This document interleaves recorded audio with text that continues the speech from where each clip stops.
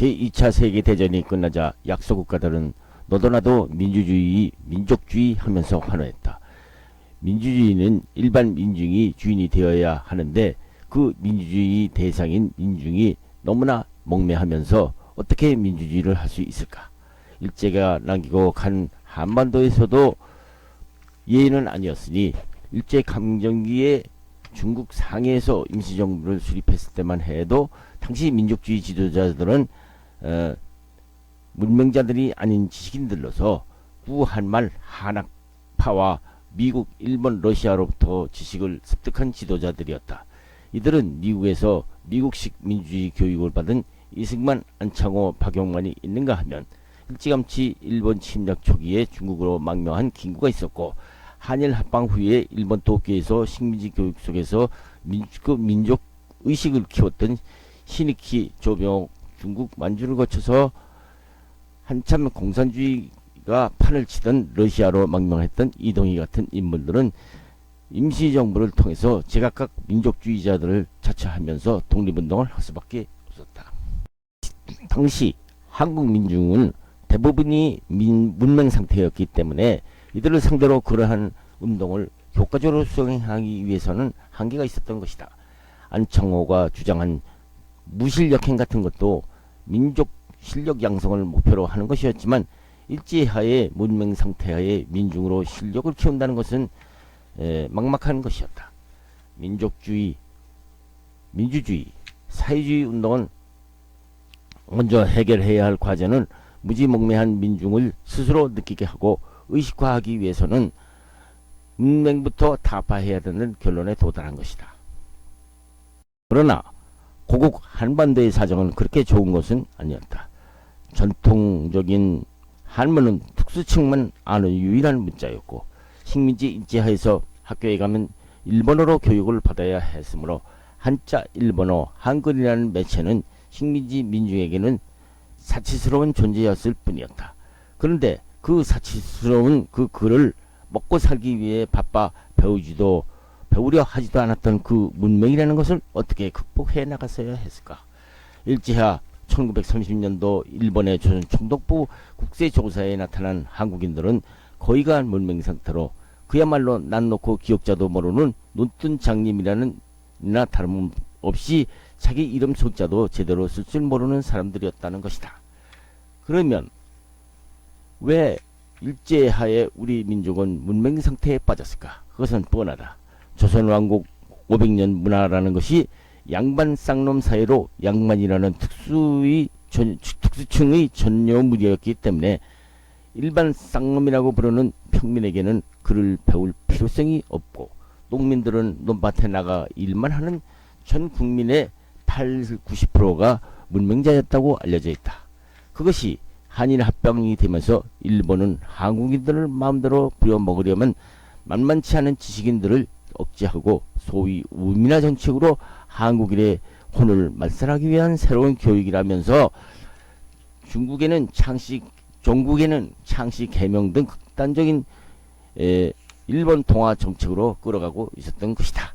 그러니 지금 같은 의무 교육이라는 것을 꿈을 꾸지도 못했던 것이고 일본은 한국 땅 점령을 연구하기 위해서 일본과 한국인은 같은 몽고 반점을 가진 동일 할아버지라는 뜻에서 소위 일조 동조론이라는 것을 내세워 우리 한국과 역사를 말살시키고 일본어와 일본 역사를 교육시켜 한국 민족 교육을 눈뜬 장님으로 만들려는 소위 한국인들을 우민화시켜서 일본어로 동화시키려는 문맹정책을 시키고 있었던 것이다.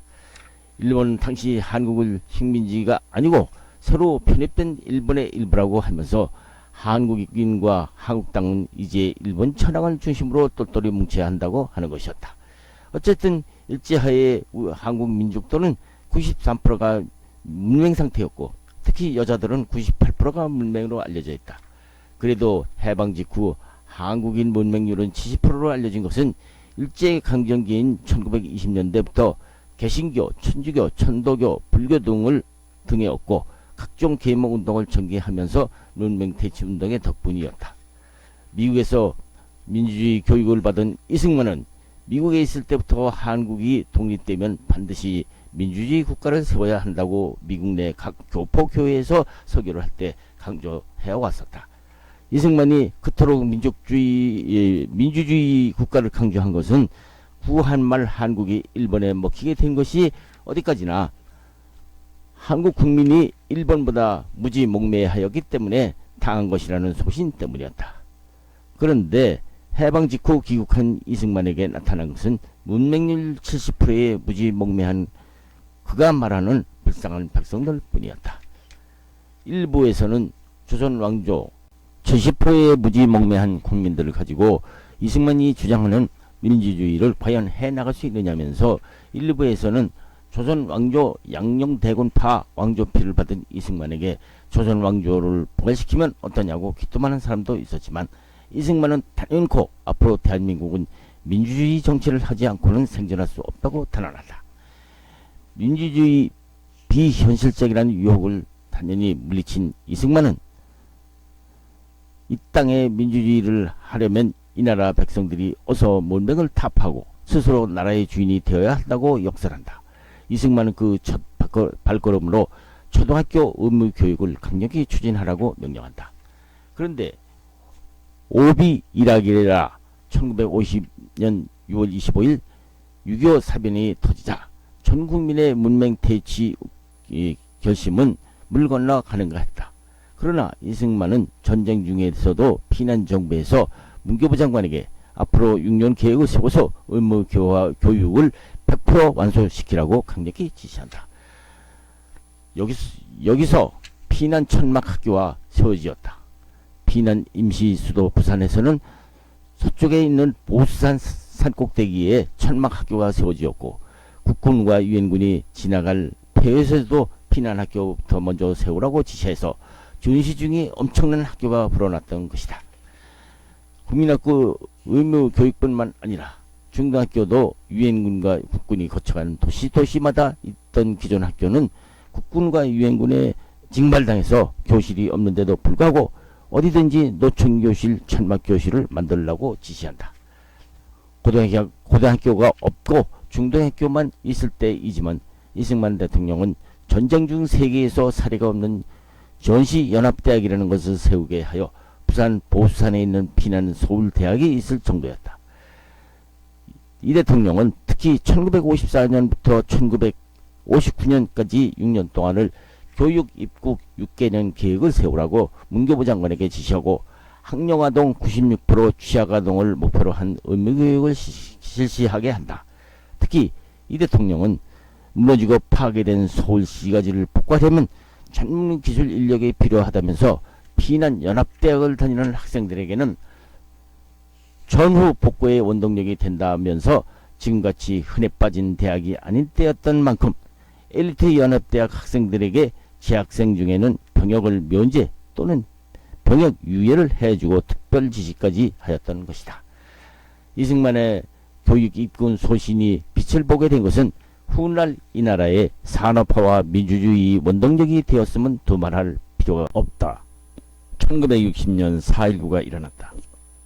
야당이었던 민주당 붐이 일어나 1960년 봄 4.19가 일어난 것이다. 이승만 대통령은 자유당 소속이었고 당시 야당 당수였던 신익희가 인기가 대단하여 집권 여당인 자유당의 재집권이 아무래도 불안하였다. 그동안 정부통령 선거에서 자유당의 대통령 후보는 이승만으로 대통령으로서 재당선에는 의심치 않았으나 불행하게도 선거 도중 신익희 후보가 사망하고 대통령에는 자유당인 이승만, 부통령인 자유당이 아닌 장면 신익희의 런닝메이트였던 민주당의 장면이었다. 대통령과 부통령이 정치 이념이 다른 동반자가 되어버렸으니 4년 이승만과 장면 관계가 원활할 수가 없었다. 다시 4년 후인 1960년 3월 15일 자유당 대통령에는 이승만, 부통령에는 이병이 출마를 하였으나 이번에도 신망이 높은 이승만 대통령 당선은 여론조사 결과 당선이 거의 확실했으나 역시 부통령 이기붕은 지지율이 젖었다. 그런데 이번에도 민주당 대통령 후보였던 조병옥이 지병으로 미국 병원에서 치료를 받았으나 사망한다.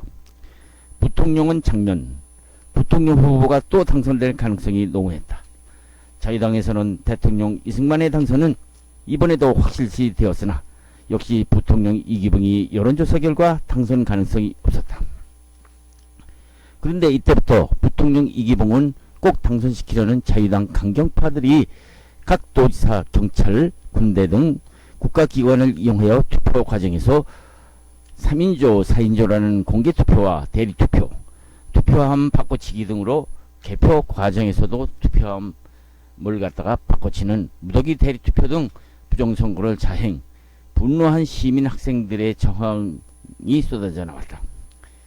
이기붕이 부통령으로 당선은 되었으나 시민 학생들의 분노가 하늘을 찌르고 이를 강제 진압하려는 자유당의 강경파 추종자들에 의해서 피를 흘리는 사태까지 벌어진다. 시민 학생의 희생이 커지자 일선에서 저지른 부정행위를 경무대 비서실 인해 장막에서 선거가 무사히 치러진 줄 알았던 이 대통령에게 이 사실의 진실을 보고한 허정 등의 인사로부터 듣는다. 허정은 엄청난 부정으로 대통령께서 하야하고 선거를 다시 해야 한다는 보고를 받고 이 대통령은 몹시 화를 내며 국민이 원한다면 하야해야지 하고 하야 성명을 낸다. 이날 이승만 대통령은 사표를 냈으니 민간으로 경무대에서 낙산 밑에 있는 사저인 이화장으로 건너가겠다고 하자 허정이 말리는 바람에 이화장까지 차로 간신히 옮긴다. 물론 부통령으로서 부정 당선된 이기붕은 자살한 후였다. 이화장 문 밖에는 6.25의 환란에서 구해준 대통령을 잊지 못하고 시민들이 몰려와 민간 이승만으로 만수무강을 빌며 할아버지 만세, 여생을 편안히 지내시라는 벽보를 써붙이고 애처로워했다. 부정선거를 치룬 이기붕 이하 강경파들은 미웠지만 대한민국의 애지사이자 혁명가로서 6.25 전쟁으로 같이 고락을 같이 한 대통령에게 흐느끼는 사람도 적지 않았다. 국민이 원한다면 대통령직을 사임하겠다고 하야 성명을 정식으로 발표했던 이승만. 집권 12년의 권좌에서 물러난 이승만 박사는 이날 하오 2시 30분 이화장으로 떠난다. 이날 새벽 이기붕 일가족의 자살에 적지 않은 충격과 비애를 느낀 이승만 박사는 그가 하야를 선언한 이상 한시라도 바삐 이곳에 머물러 있을 이유가 없었던 것이다. 이에 앞서 이날 12시 40분께 허정 외무장관이 메카나기 주미대사와 함께 이승만을 찾아와 경무대에 비어있으니 4, 5일만 더 머물러 주십시오 하고 이사를 긋고 만류했으나 그는 끝내 고집을 꺾지 않고 이에 응하지 않았다. 그뿐이 아니라 그는 도보로 경무대를 떠나 이화장까지 걸어가겠다고 완강히 고집을 세웠다. 이 소식을 전해 들은 수많은 시민들은 떠나는 이승만 박사를 보기 위하여 세종로 길가를 메웠다. 구름처럼 모여선 군중 속을 헤치고 도보로 이사한다는 것은 도저히 어려운 일이었기 때문이었다. 이윽고 이날 하오 2시 25분 부인 프란체스카 여사의 부축을 받으면서 1호차에 몸을 실은 이승만 박사는 헌병과 경찰 집차의 호의를 받으면서 경무대를 떠나 쓸쓸히 이화장으로 향했던 것. 이화장으로 옮겨온 이승만은 근 한 달 동안을 조용히 지낸다. 일요일에는 정동에 있는 교회를 찾았다. 그는 한가로운 한때를 정원에서 전지를 하기도 했다. 이 무렵 과다정보 수반을 맡고 시국 수습에 발벗고 나선 허정은 메카나기 대사와 맥그루트 사령관을 자주 만나 의견을 나누었다. 이승만 박사가 이화장으로 이사온 한 달째인 5월 26일 이날도 허정은 두 사람과 만나 의견을 나누고 있었다. 그런데 갑자기 메카나기 대사가 자기 비서를 내보내고 맥그루트 사령관에게 잠시 자리를 피해달라고 요청했다. 탄들이 났게 되자 메카나기 대사는 불쑥 허정에게 이런 말을 했다. 마담 리가 우리 집 사람에게 몇 번 전화를 걸기도 하고 직접 찾아오기도 했습니다. 요즘 이 박사의 건강이 좋지 않아서 하와이로 휴양을 갔으면 좋겠다고 마담 리가 말하더랍니다. 이 일을 어떻게 생각하십니까? 마담 리라는 말은 프란체스카 여사를 하고는 두고 하는 말이다. 이 당시 이 박사가 국내에 있으면 구 자유당의 일부 인사들이 어떤 행동을 할지도 모르고 또한 이 박사의 처지가 무척 괴로울 것을 염려하고 있던 허정으로서는 다행스러운 일이라고 생각했다. 아, 그거 잘 되었습니다 하고 찬성의 뜻을 밝혔다. 허정은 메카나기 대사에게 미 군용기를 대어줄 수 있겠느냐고 제안했다. 메카나기 대사는 그것은 어려운 일이며 마침 하와이 교포들이 이미 전세 비행기를 얻어놓았으니 그 점은 염려하지 말라고 말했다. 그는 한국 정부에서 여권을 내주면 대신 곧 비자를 내주겠다고 함축성이 말을 남기기도 했다. 메카나기 대사가 헤어져 돌아온 허정은 곧 이수영 외무부 차관을 불러서 이 박사의 뜻을 전하라고 지시했다. 이 차관은 프란체스카 여사를 만나 메카나기 대사의 말이 사실임을 확인하고 돌아왔다. 허정은 그 자리에서 이 차관에게 비밀리에 직접 여권을 내주도록 지시했다. 이틀 만에 여권은 이 박사에게 비밀리에 수교됐고 하와이 교포가 전세는 CAT 항공기도 김포공항에 도착했다. 허정은 맥그루더 사령관을 불러 미군 헌병대의 경호를 부탁했다. 맥그루더 사령관은 곤란하다고 거절했다. 마음이 놓이지 않는 허정은 그가 신임하는 국군의 모 장군을 신교동 자택으로 불러서 한국 헌병의 경호를 지시했다. 이 장성은 그렇게만 하면 말이 새나갈 염려가 있다고 완곡히 거절했다고 한다. 5월 29일 새벽 동이 트기 시작했다. 이날은 일요일이자 단오절이었다.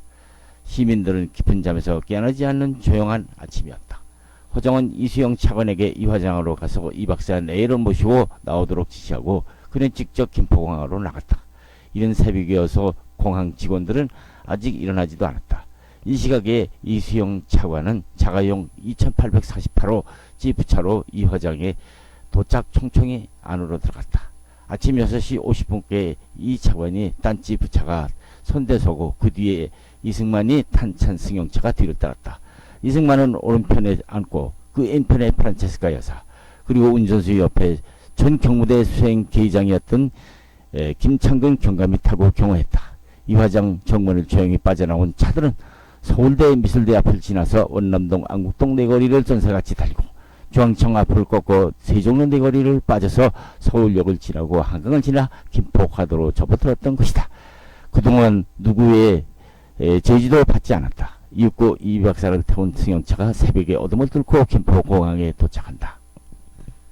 이승만은 미리 출국 준비를 서두르고 있던 허정의 손을 잡고 아 바쁜데 왜 여기까지 왔어 하면서 말을 맺지 못했다. 짐은 몇 개의 수리케이스뿐이었다. 뒤따라온 신문기자가 이 박사에게 소감을 묻자 옆에서 프란체스카 여사가 대신 대답을 한다.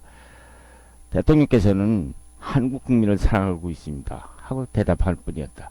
허정은 서둘러 이 박사의 내를 기내로 안냈다. CAT 전세기는 정비관계로 약 1시간 동안 지체해야 했다.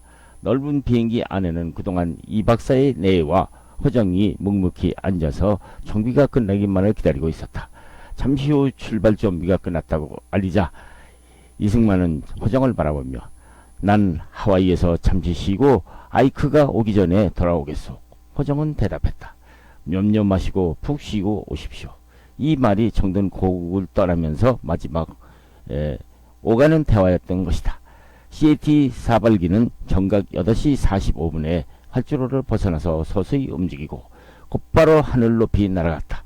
이것이 12년의 곤자에서 물러난 이승만 박사가 망명길에 오르는 이날의 쓸쓸한 광경이었다.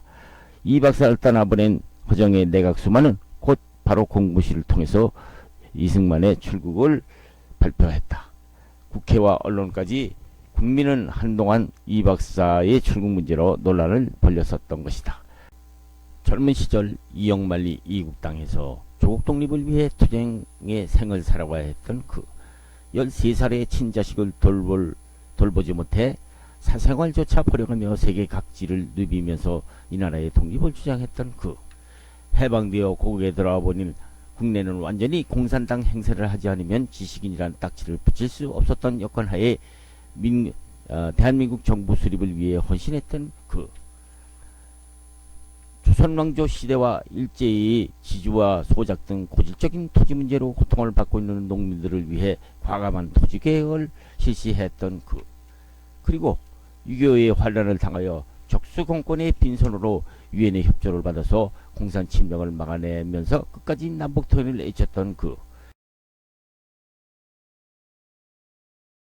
이 나라가 장차 진정한 민주주의 국가를 만들려면 국민들이 알아야 민주주의를 할 수 있다면서 전쟁 중에도 피난 학교를 세워 교육 입국을 주장했던 그리고 전쟁이 끝나면 폐허가 된 나라를 건설하려면 기술자가 필요하다면서 더욱 교육이 중요하다고 피난 연합대학을 세우고 전쟁 후에는 산업을 일으켜 잘 사는 나라가 되어야 한다면서 하와이 교포들 성금을 받아들여서 세운 우리나라 최초 공과 대학인 인하대학을 세웠던 그는 오늘도 독재자 이승만이라는 평가를 아는지 모르는지 그가 걸어온 대한민국 건국의 역사를 되뇌이며 그가 묵히기 원했던 동작동 국립묘지에서 내려다보고 있을 뿐이다.